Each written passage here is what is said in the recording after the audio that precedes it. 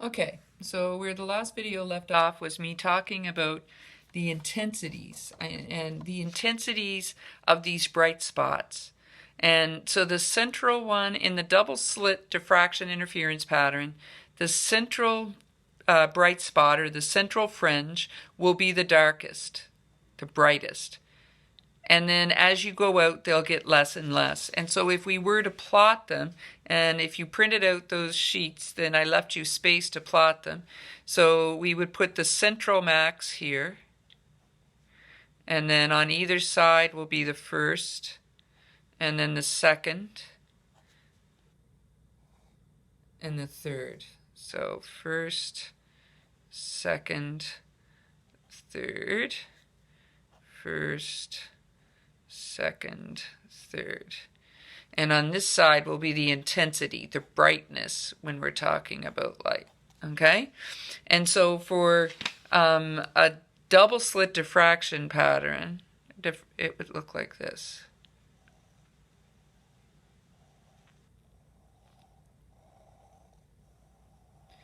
Now, it's supposed to be symmetrical, even if I can't make it that way.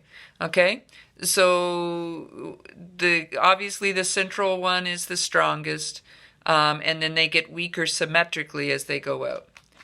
But if we were to do it for the single slit, here would be the central, here the first, the second, the third. There's a bigger gap in here. First, second, third. Okay, so the central's much wider. And again, this would be the intensity up here. And so it would look like this.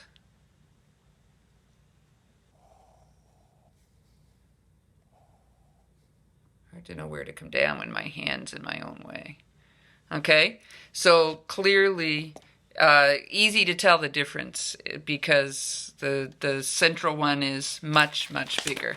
I think in the one that I included in your packet, it's in color, and you have this picture there, and it shows, like, so here's the double slit pattern, and then this is the big central one from the single slit, that dotted line over the top. Easier to see online if you look at the document I enclosed because it's in pretty color. Okay, so that's the intensity patterns for a single slit and a double slit.